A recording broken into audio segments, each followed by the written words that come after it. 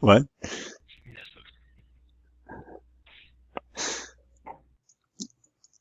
So that's the same thing, the high that broke the low, or supply um, that, that kind of played its hand and gave you that indication which direction it wants to go.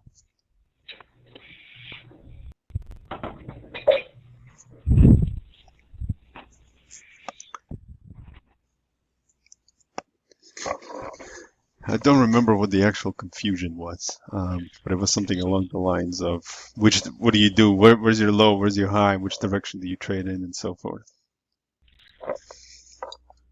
so looking back at that chart with that new indicator,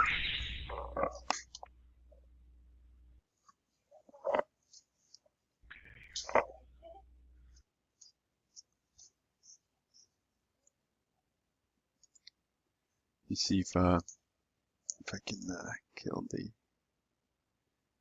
background here.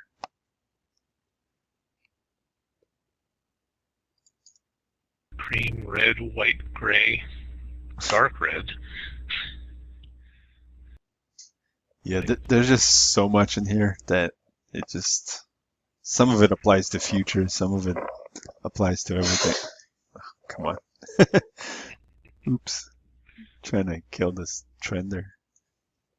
Uh, oh, there it is. Background trend So color when the thing. lines get drawn, are they drawing the high or low that broke the line in the sand for you? Where to get in? You Yeah, know, just like you did? yeah. They're basically showing you the same thing. So when you have like, let's say, I'll give you this example since that's an easiest one to explain. Um, Are those sessions? no, they're the three. They mark off the time. This is day trading probably. I should kill that because it doesn't apply to this chart. Some Trading prism. so,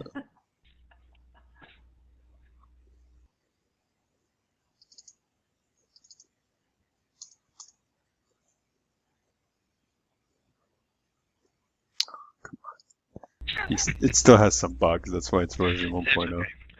Okay. But in any case, so right here, this was the low. This guy here, and you can see here's the When would it have created? It wouldn't have created that line until that green candle went up after the red candle where that is living. Is that right?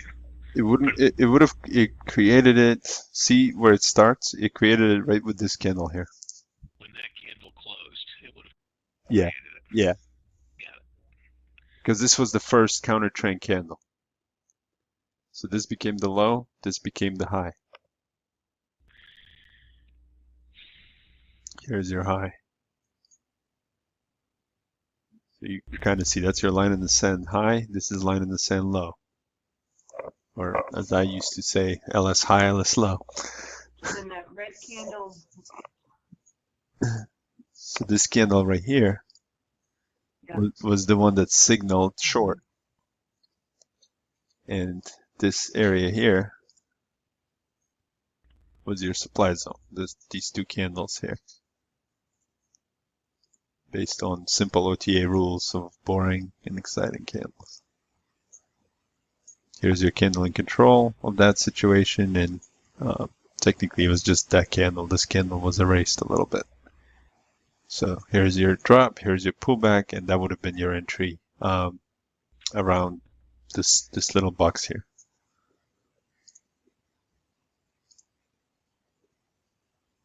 Like that.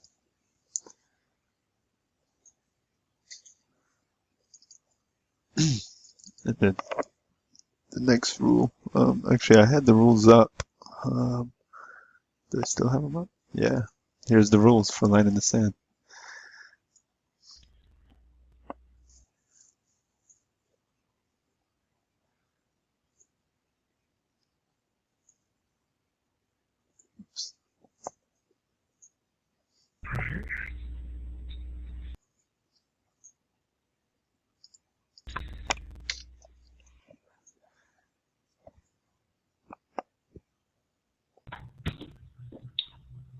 Probably 3 to 1 was a little too far, but I would say 2 to 1, 1.5 to 1 will probably be a good target. Oh, come on, go away.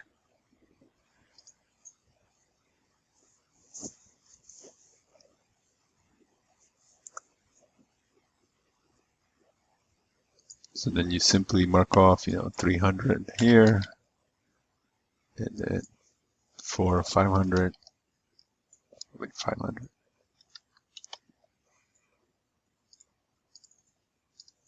And those become your targets.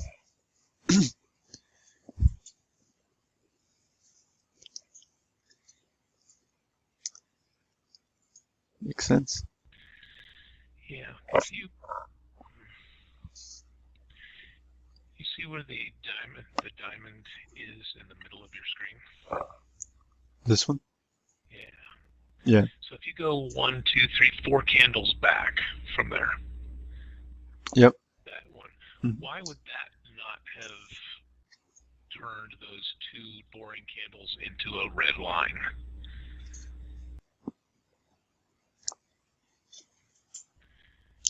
You mean like right there? Yeah. I- I guess it's something in their rules, huh? Yeah, I think it's, oh, you know what it is? It's consolidation. Because consolidation is really the sideways trend. So he's looking at sideways areas that have a little bit of dramatic moves in them, which technically this was a sideways trend, but it has an up, but not a bottom, which is kind of weird. And Actually, it well, looks like it did result, if you did take a, well, you wouldn't take a long, you got a 2 to 1 on that level. There was a pullback to it on that little wick. this level, oops, No? this level here. Yeah. It was very small. Yeah, yeah, pretty much. Traded through it, so you would have gotten it. Tiny And I can thread. probably make it even smaller there.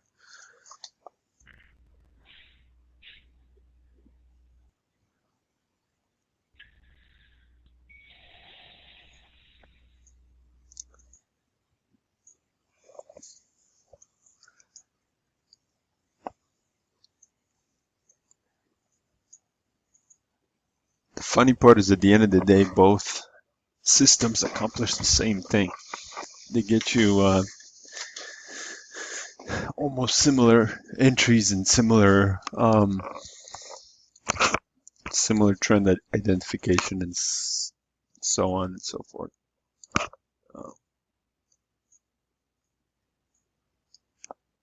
Still trying to figure out what this trend criteria is that it looks for, but there's obviously line in the sand, one of them. Bollinger Band is another one. Higher time frame, something, and these two I'm not sure what they are. So we have to dig a little deeper for them. There's like 5 different things that it's calculating and reading to determine what the trend is.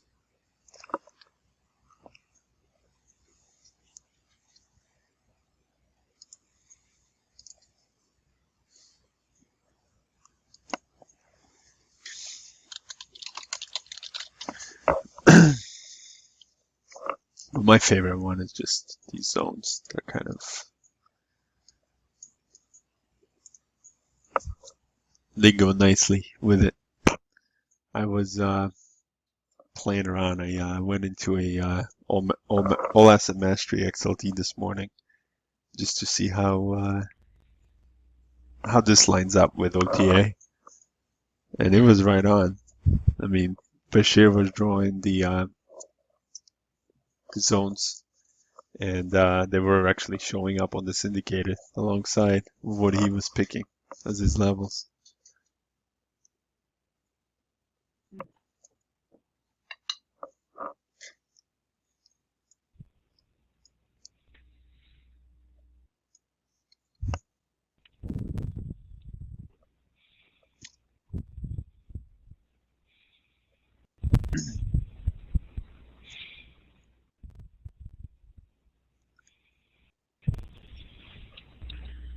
So you're saying that the alpha zones are aligning with OTA's mastermind zones that they're picking? Well, I don't know if he was drawing mastermind zones or not, but definitely with what they're picking as zones. Uh, by that you mean boring and exciting candles and good strong moves away type of thing? Yeah. I don't know how much this follows the strong move away, but it definitely looks for consolidation and the patterns that are inside supply and demand.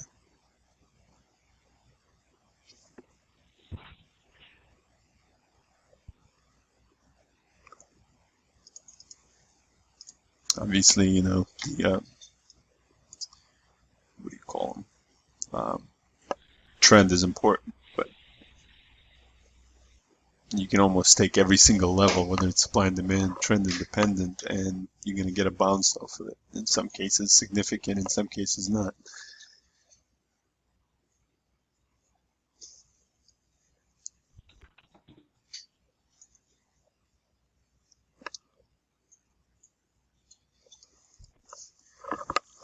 Once I understand this code a little better, I'm going to add the strong move out criteria that our indicators have right to this one and have it pick only zones that have strong moves out. That's one of the actually, I think one of these might do it.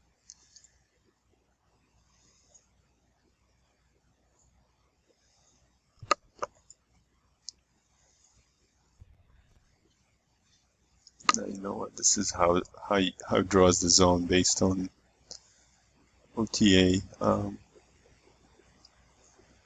So like this only draws the wick of the zone, and then you have as wide as possible, so it includes all the wicks and everything.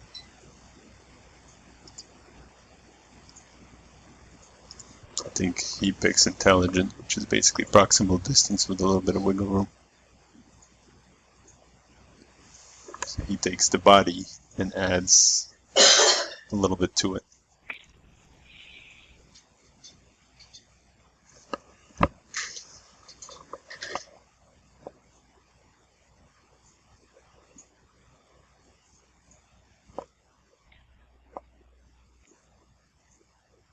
What's he showing for the euro based on this?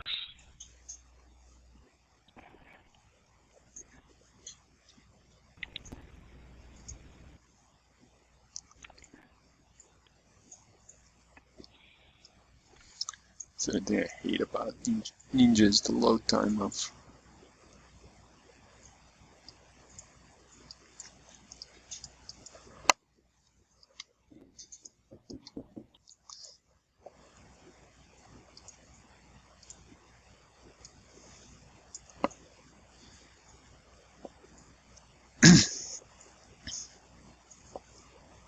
what time frame? 240.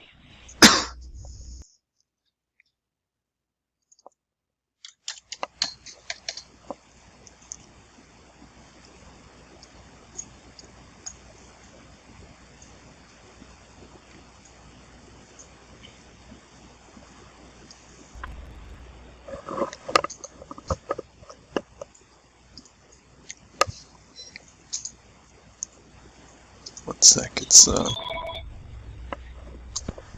little out of whack.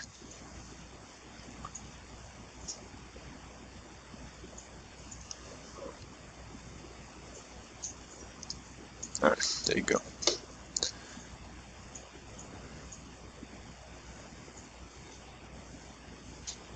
It's kind of weird, even though there's a zone here, it does not qualify that zone.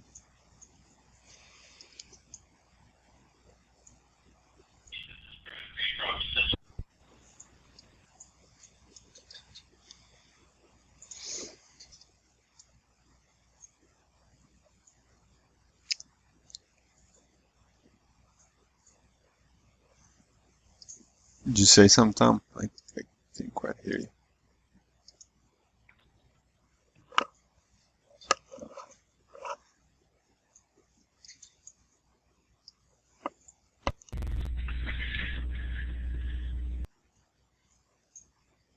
So that's a buy signal line that it's in right now.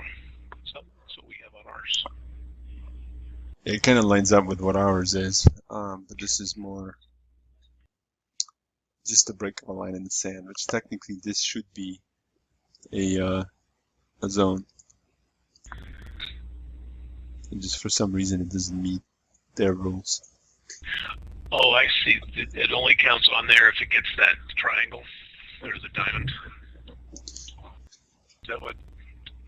The diamond would be like an entry candle where you would get into a trade. I still haven't, I'm going to turn it off because I still haven't quite figured out the exact point of the diamond.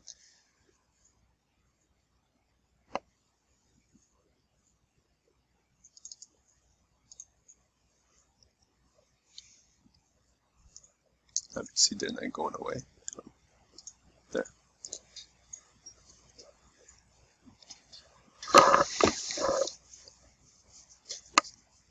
Gonna try to get maybe tomorrow, maybe next couple of days to get an actual trade plan and understanding of the of this whole mess. There's probably a whole bunch of videos I have to watch to understand it better.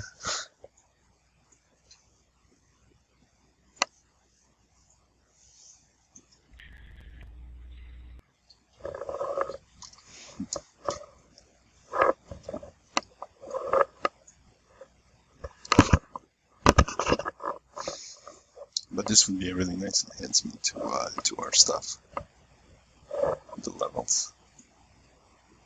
And then if I can add some of this other stuff, that would make it that much better.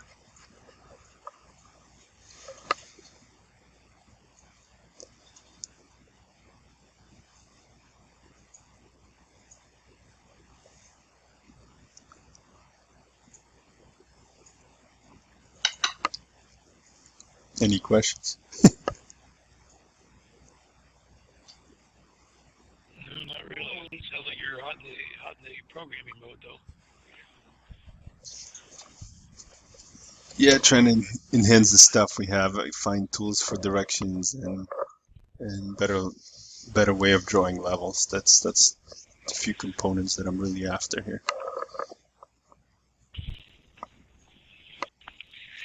Anything we can be doing to help the situation?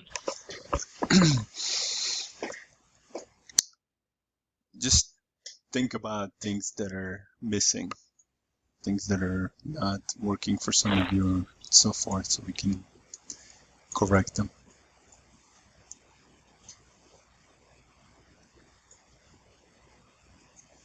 I know trend is one big confusing thing, which it shouldn't be, but it is.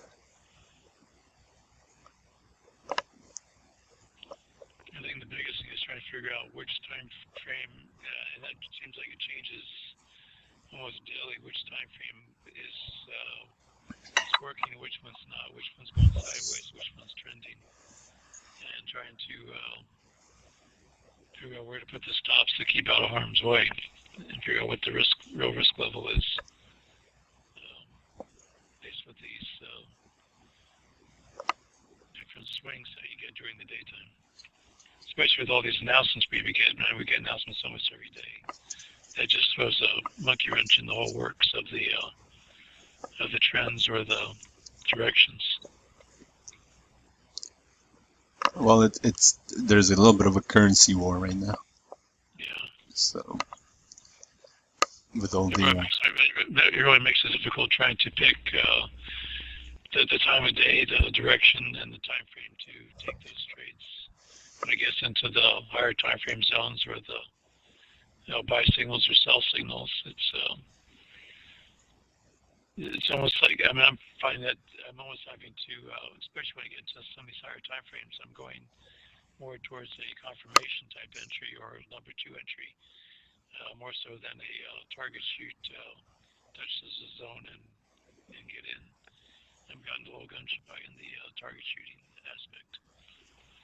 It was pretty much eliminates the overnight trading because, or you just leave a really big stop. That's the question: how big of a stop to leave it? That's probably my biggest struggle right now.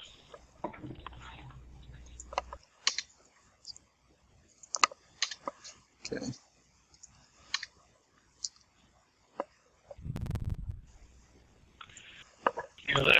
Like on the Euro US right now, it looks like it's coming into a 240 buy zone. Did already. Yeah, you're right. I see that. Yeah. Did you get into Tom? Yep. Okay.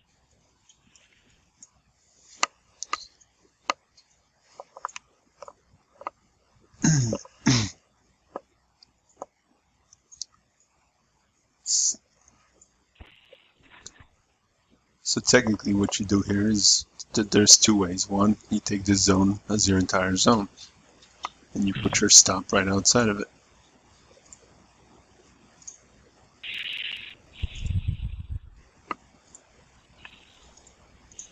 Actually, just like this, the two terribly deep on this one.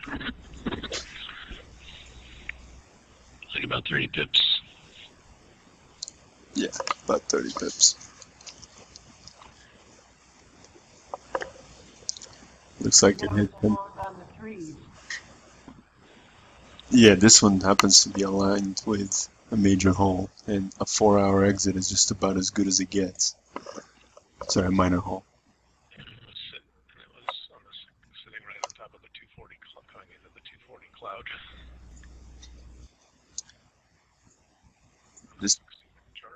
This could be a daily fake out too. I gotta change the 4 to 6. This is what Jerome requested earlier for was to add the multiplier into the visual of the name of the indicator, so you can see what the yeah 6. All right, that's correct. So that you know what the difference.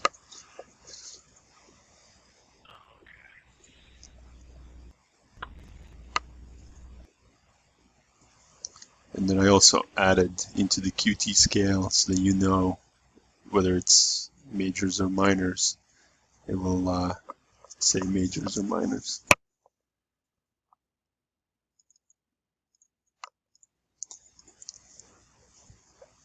Oh, I see. That's a good idea.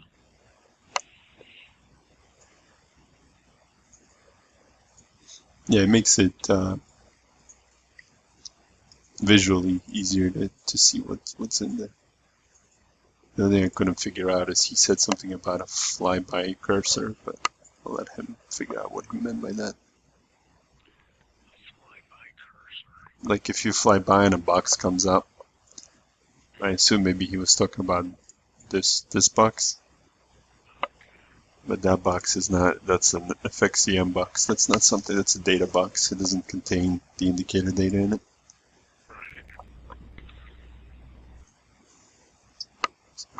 Doesn't matter.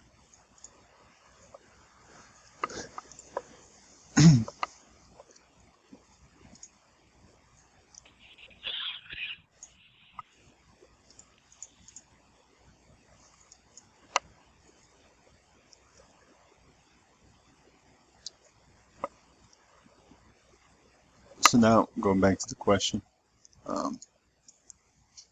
one thing that is kind of dangerous here is the fact that you're coming out of a. Did we actually hit this level again? Yeah, we did.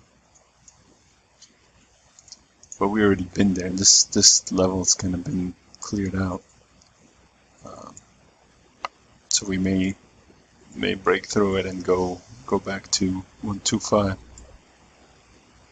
or 120.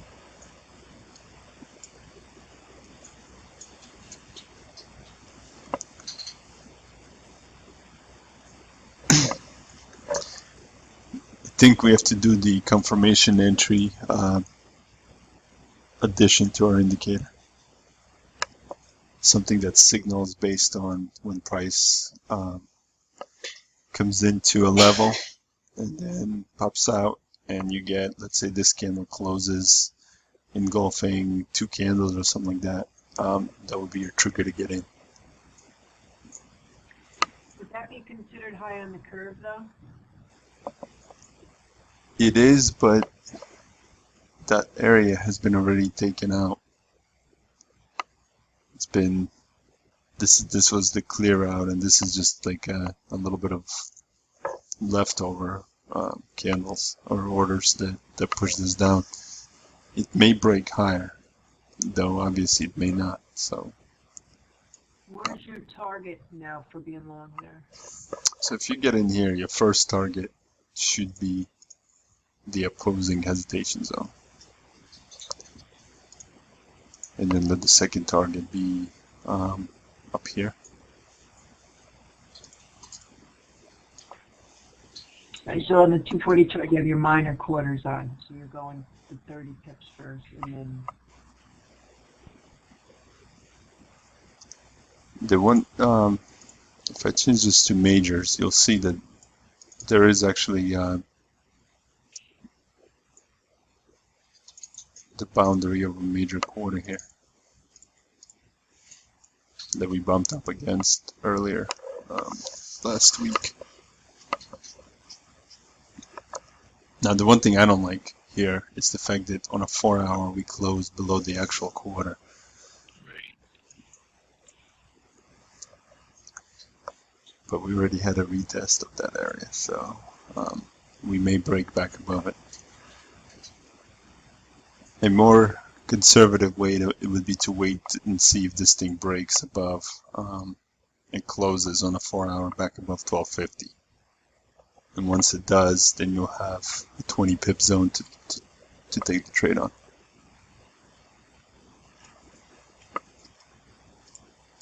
Something like that might be even better. Something that takes out the cloud. The current 4-hour candle closes above the previous 4-hour candle. Would that be too aggressive? No, that's an engulfing candle. If it engulfs one, it's okay. So it would be something like that your entry would be. If it engulfs 2 candles, even better. So like if it closes both of these candles, then it's a stronger signal.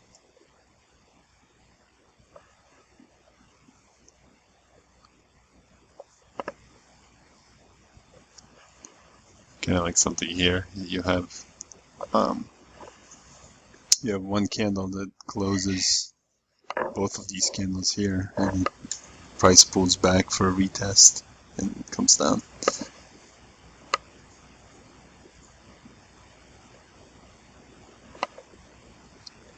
Is this a news event?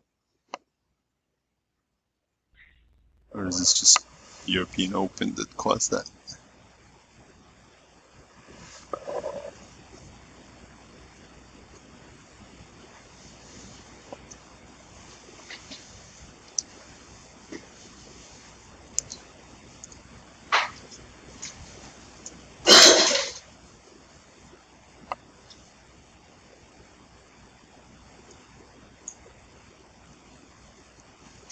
I wouldn't go hunting for levels that were created by extreme news. Usually that there's just a whole bunch of, especially because this hit previous level, there probably is nothing below this area here, so don't even go trying to take this long because it's going to probably fail. Or at least wait for a confirmation on it.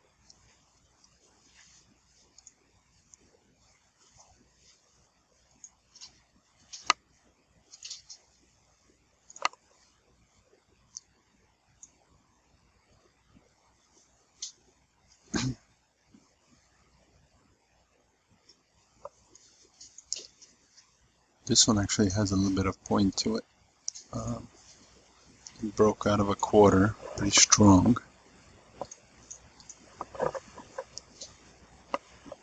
So this might be a good grab when it comes down here, though it may just react off of this supply becoming demand.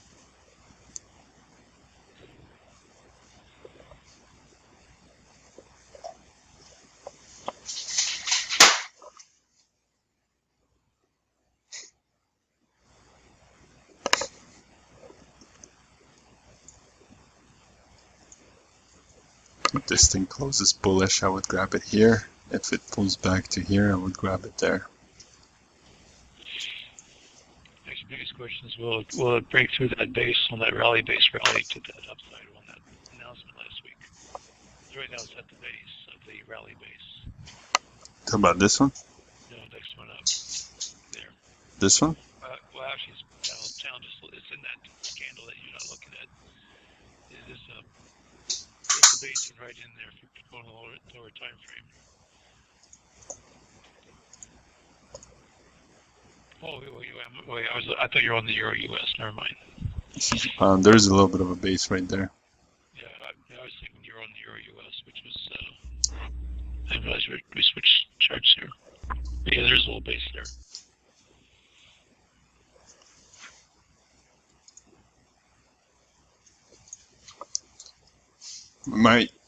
We could get a one path signal if we close over here.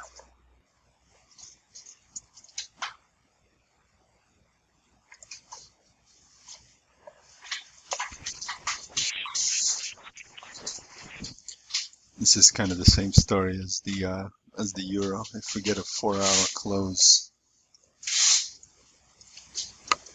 like that, probably a good area to get in.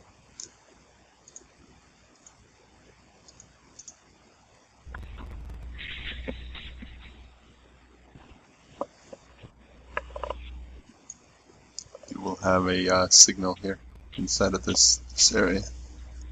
So this kind of becomes your line in the sand right there.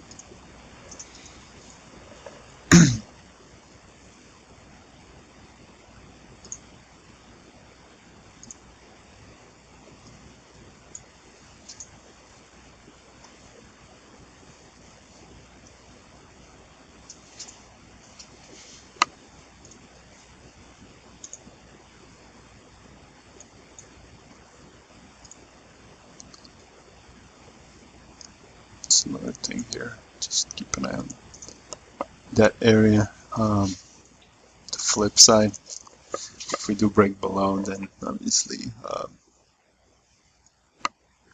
you'll be in a little bit of a downtrend.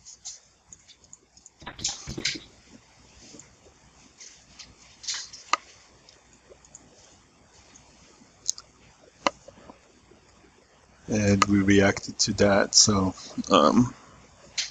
a little bit high on the curve here.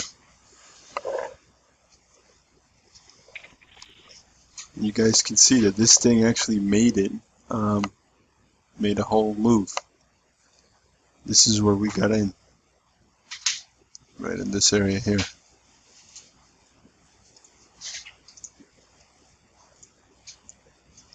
And this thing hit target 1, 75, and target 2. Actually, I think my target 2 would have been right there at 77.50. But in any case, it made it a full move between the two hesitation zones.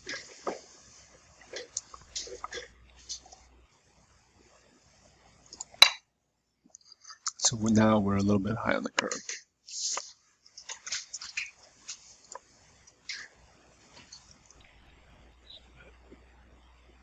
Want me to go back to the Aussie? I was looking at that long on so the 240 long on the Aussie is failing.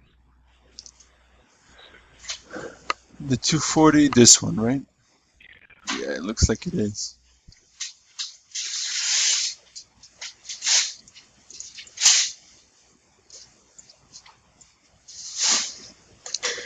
I would wait for some kind of engulfment here before jumping on board, just because it's so high.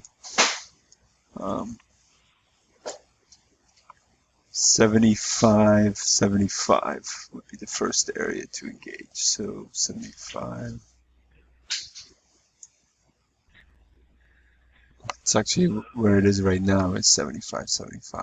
So that's the Why don't I just turn them on? And that was the signal that was created after the Asian session. Yeah, it was at 1 a.m. And then the European Open pushed it down. So there's low volume here. This guy could be an interesting guy. Right here.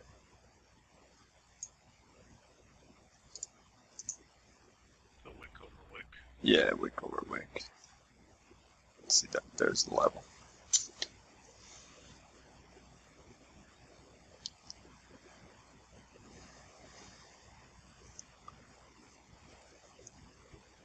That might be a good possibility for an entry. Trap right below what people might be thinking is a Yep. support line. Exactly.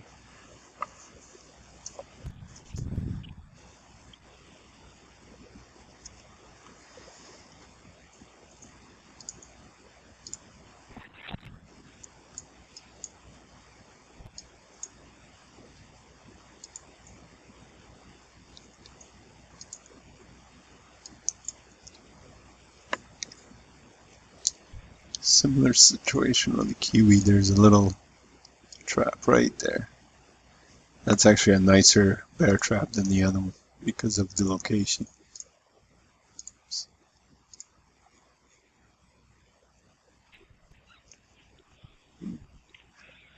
Not so great looking.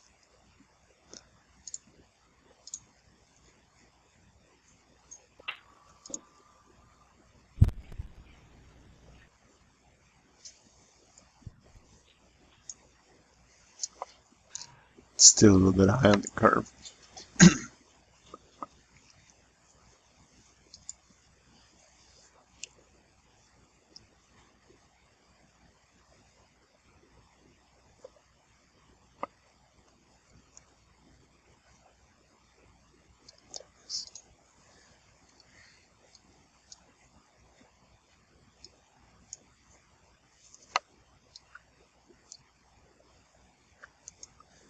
This one's a little bit low on the curve. But it's the quarter.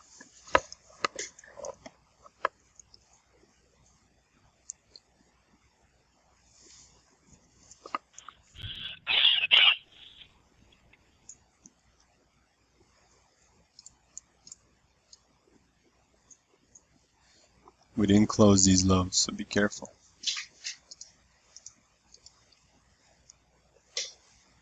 Be careful of what? This could be going back up.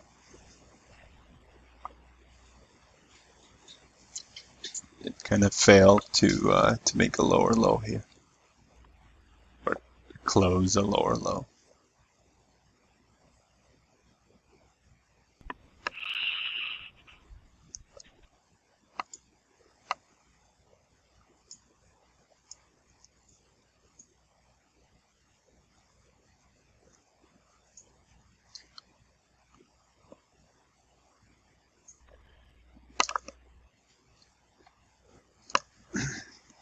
It hasn't really been able to close below 111. Support standpoint, huh? This one kind of came off my radar a little bit. I don't even look at it anymore. It's just too flaky. Well, just looking at the major quarters, major holes, do you still go long after from the 250 quarter, up to the 750s? Like going long on at like 113.25?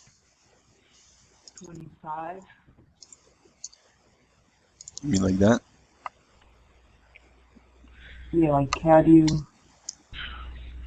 You've got a right above the 113.25. You have a 240 sell signal. So Yeah, that's a little bit of a bull trap. yeah, that's, You probably want to clear. Either if you're going to take a short, you want to close this, but then it doesn't make sense anymore because then you're bumping right into 110.75. which this came right into the 110.75 area. And then up here, you really have to clear almost 115 before you even consider taking a long. Okay, so then you go long on the pullback. So like right now, you're kind of in this range here. Still.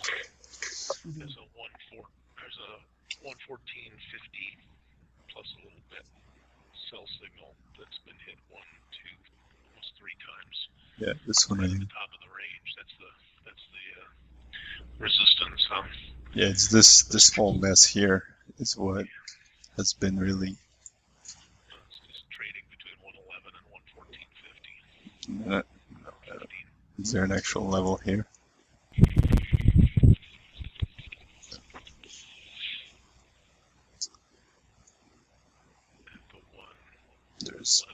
There's almost nothing here, but it just so whatever consolidation it's doing is fresh. So this whole area here now becomes fresh area. Yeah, from a 240 standpoint, we don't have a buy until 109.39. Right. 240.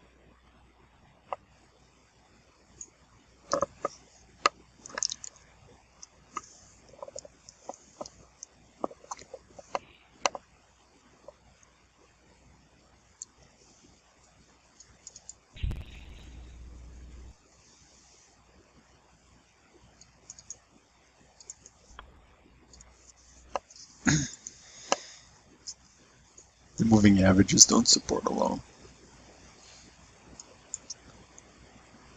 So for now, this could be a really good bull trap.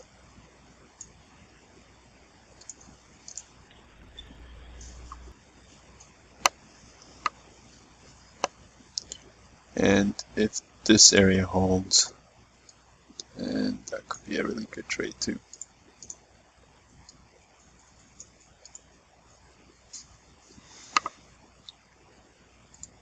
So you almost have a level on level there.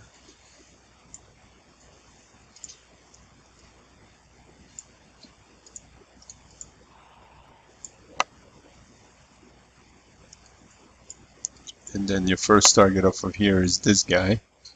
And your first target off of here is this guy.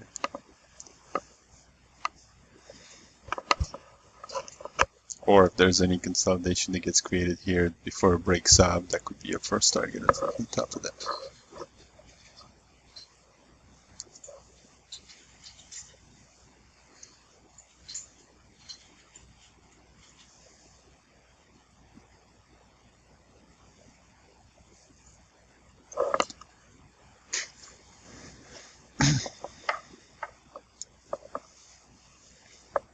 Any questions?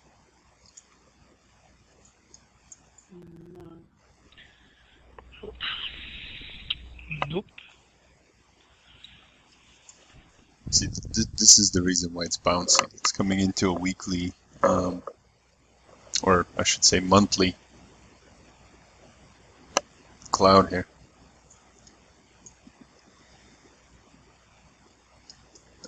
This is wrong. It should be 5.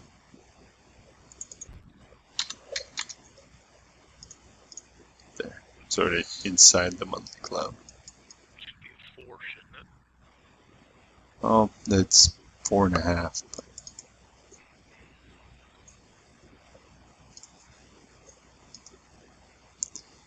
let's see.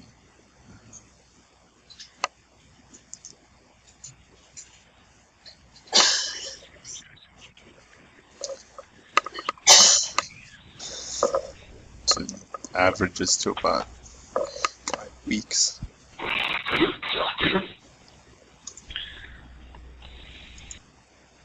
you do decimals on that? I never tried.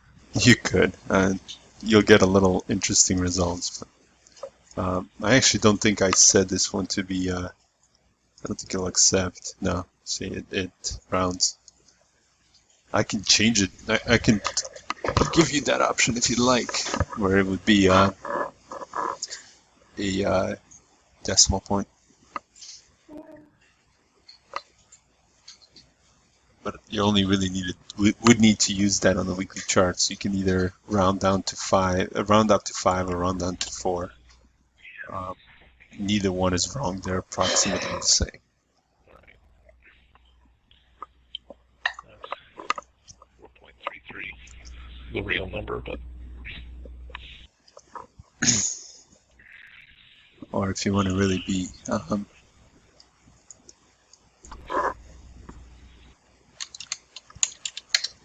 yeah, that's what you did, huh?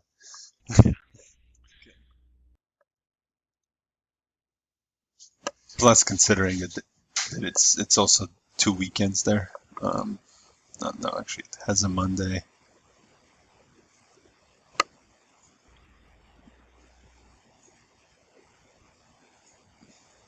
It's really 2 days shy of 5 weeks. grand scheme is probably not going to make a significant difference. Yeah, I think the third, well, even here, 1, 2, it's 4 days shy of 5 weeks. Yeah, it gives you an approximate location of the cloud.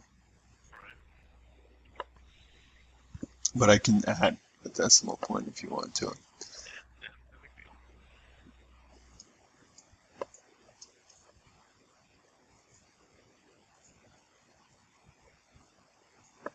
You seeing anything else coming into the week based on the open yesterday through today in terms of direction for the week?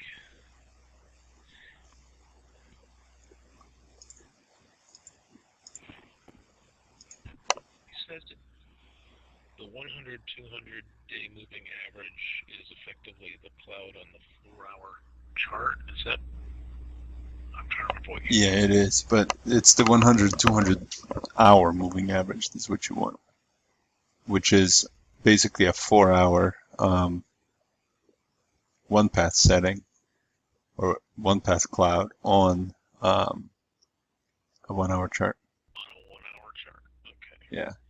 So like right now, the yen is in that area. So you want to see an exit.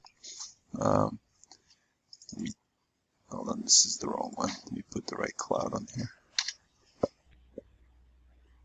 Since the new cloud has the label.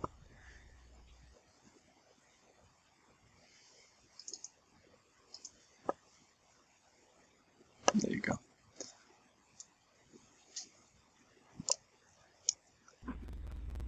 So 1-hour chart with the 4-hour. Okay, yeah, that's. So you want to see an exit back down. If you're going to short it, you can take it here inside the cloud, or if it breaks above here, it would be really an aggressive short, an aggressive long all the way to here. So you could make 85 pips if you do get a buy signal here. Yeah, it's aggressive because it would be. Sorry. It would have closed the 112 to 113. Yeah. And you're expecting it to continue without retracing.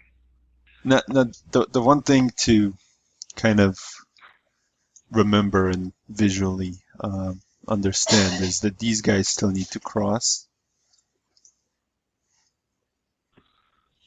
And when they do cross, even if price is like trading up here, it's going to come right around this area for a retest. So it's not going to run away from you. It's going to come back, give you an opportunity to get in, and then go back up. One's got 2 sell signals on that 60-minute to get through too. Yeah, so it's got some work cut out for it. For now, obviously, it supports the euro long and this being short. So, so you just want to get a signal out of it, basically.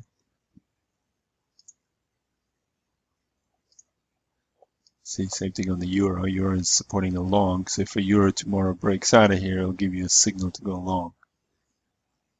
And again, before this thing can, you're still in a clean trend here. It's these kind of dramatic things. You see how price goes up, up, up, up, up. As soon as they cross, you look at the dramatic pullback you get, almost to the lowest low here. Because institutions are cheap bastards. Remember that. So after it crosses, it'll come back to retest the area. Kind of well, this wasn't as dramatic, but there was some pullbacks.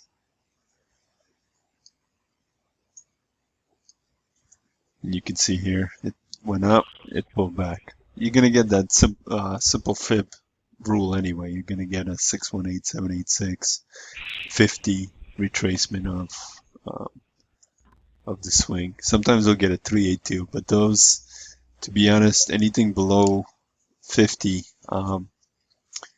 is not worth taking, just because it's the risk is too high. That was one issue that I never explained to anybody in the simple fib is when you had anything less than 50% retracement. So anything like in this case below that would be considered, or I should say, yeah, below that should be too high of risk. Because look how much you're risking for potential for, it almost doesn't even become. Here's your first target. Here's your second target. It's almost like a 1-to-1 trade, where if the retracement is deeper, then your risk is a lot smaller, and then you see how the profit is greater. So that was one little tiny flaw that I recently discovered about the symbol fib that would have caused an issue. So, where that risk happened, where the cross happened, which you're right there, you would have to go to the highest pivot point to the left of that, or would you look where price was at the time that crossed? You just went straight down with your cursor right now to where price action was. It looks like could you use one of the pivot highs that are below that cloud, or do you have to take that pivot high all the way up on top of the cloud that you're talking about? It's kind of, I guess, location. The reason I don't think it pulled back up is because it was at a quarter here. Okay. But this is probably one out of, how many. A good way to do it is just to backtest it and see how many times it actually messed with you on the crossovers. I mean, like, you see this crossover here? Though, I mean, it pulled back quite a bit and then had another crossover. This was sideways trend, so this could be crap all the way through there. This could fool you, but like right here, you see the cross, you see the pullback to the cross. I mean, this was kind of a shallow entrance, but still, it pulled back to the cross. Look at that. After the cross happened, it almost bounced right up, and obviously it became an uptrend from there. Similar case here, it bounced up. Oh, actually, so that's the same thing. Hold on. In this case, it had it was a pretty much a drop, but you can see how dramatic that drop was to the cross, and the drop was just before the cross too.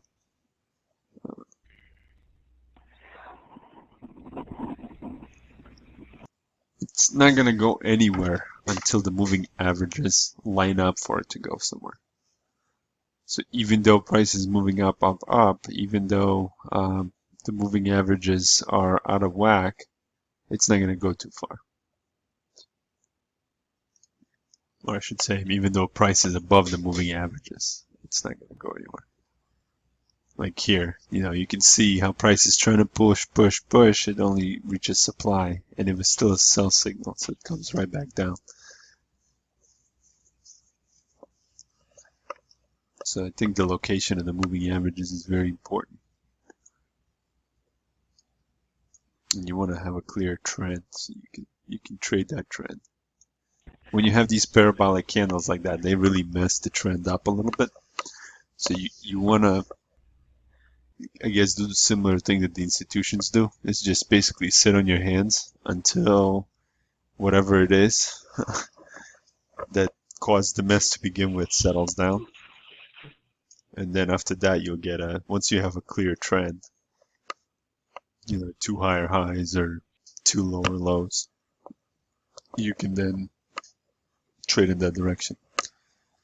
So based on that, you're on the Euro 60 minutes on the last crossover. It came. Which one? You got to go all the way to the right side of the chart, I guess. Here. Right there.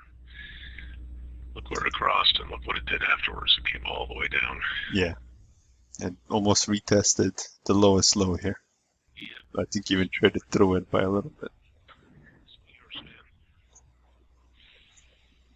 And then it bounced up. Plus, this was a dramatic news event, so you'll get that kind of move around dramatic news events. When there's no news, look at that, clean. But when there's major news announcements, you get chop. It's very, very dramatic. Same thing with the pound. So the pound's a little bit better.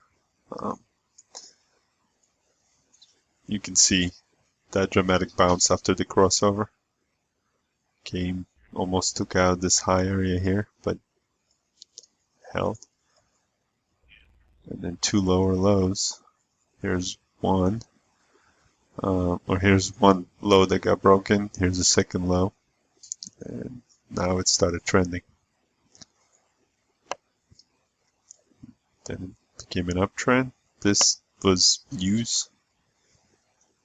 It pulled back, but then caught right up and went back above the moving averages. So you basically, in a case like that, if you do have, if the moving averages don't cross and it crosses back above the moving average, you have a legitimate uptrend. So it could technically come back here, but if it doesn't, anything that stays above the cloud, those are your levels. It's levels above the cloud. I think this technically, even though it didn't signal here, this is a level above the cloud.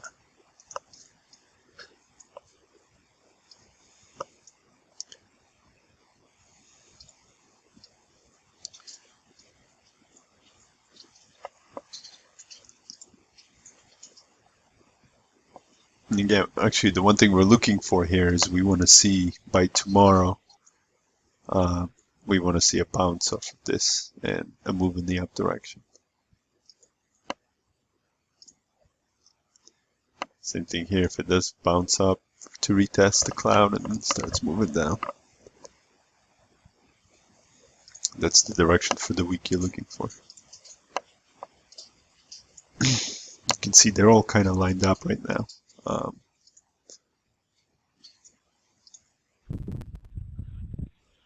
So what you want to see is maybe this stupid thing doesn't give you time frames. But if you do have the radar screen, the real radar screen, you can actually add a time frame to it. And you can put like a 60-minute chart. You want these to line up, basically reds to be red, greens to be green, and so forth.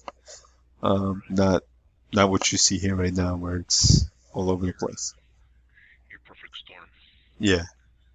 You talked about.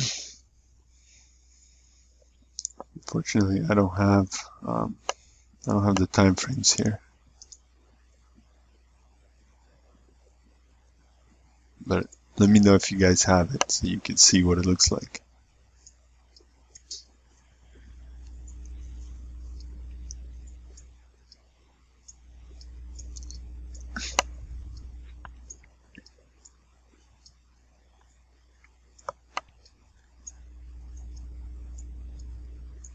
And these levels are nice to look at just to get yourself, you have a trading time frame and you have a curve here. You can also, do trend, curve, and trade.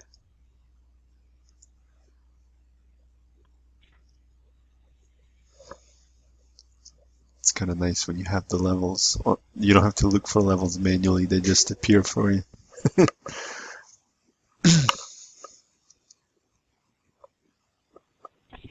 Those red zones, are they? Those are fresh supply zones. Yeah.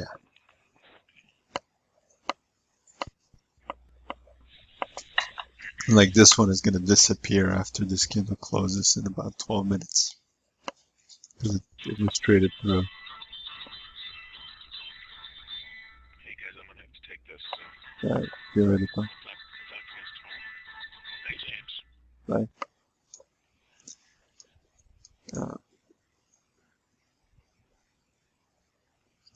And you can see how leftover orders really work. And that purple means it's just been hit several times, 2 or 3 times. Some zones, yeah, they hold forever, almost. I mean, look at this poor little zone here. It's been hit 1, 2, 3, 4. I mean, it's just been beat up, but it still holds. Mm-hmm. A zone is a zone until it's broken. And the nice part is, like on this weekly chart, you have a weekly zone, and then look at what it does. This candle engulfed 1, 2, 3 candles along the way. Uh-huh. Look at the pullback. I'm guessing it's about 50% pullback off that up move. Probably. I'd say it's probably 618. 618.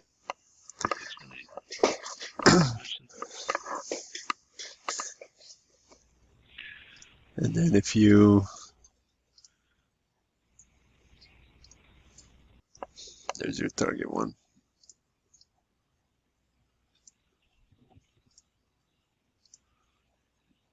And probably at some point, maybe, we'll get target two.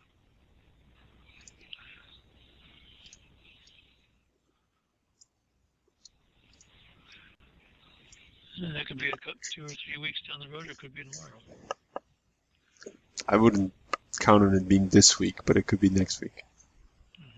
Because this week is short and it's a holiday week. They're probably gonna enjoy themselves. Yeah.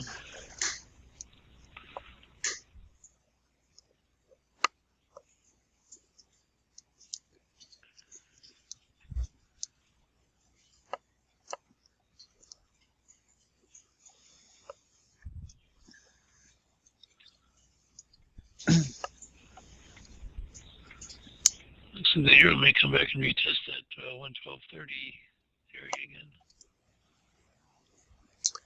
112.30. Yeah, where it's at right now, you mean? Yeah. There was a little bit of a gap down here, so it might come back.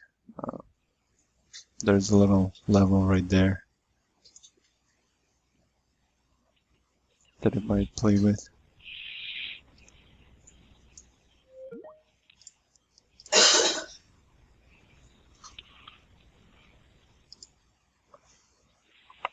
It was a strong bounce off that 1230 area, but it looks like it's 60-minute chart still trending down, still pretty solid.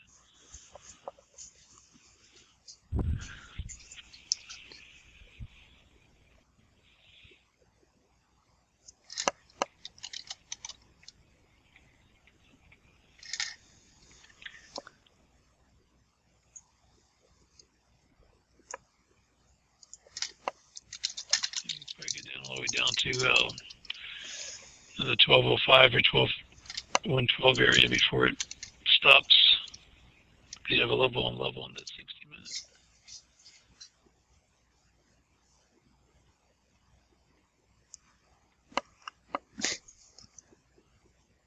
What was that one more time? Sorry. Let's see, there's a level on level buy zone on the 60-minute chart on the euro from on the 16th. There's a level on level which Right here. First, yeah, where are we at? On the euro. Yeah, right around the Well, the first level is at 1234. Second one I've got at 1225. It hit the 1225 area almost. Didn't quite get down that low. Just right in between those two. They came down right in between those two, and then it bounced, but it still has a pretty strong downtrend going to it. There's a nice bounce out of it, but I don't think it's done bouncing off of it yet.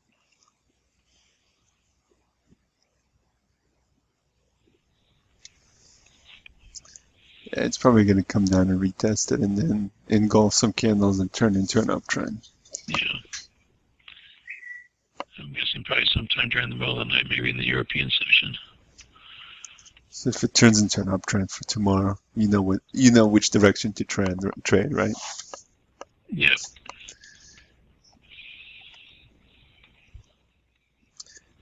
Directional moves between levels is also a good way to indicate what the trend is or which direction you should be trading in.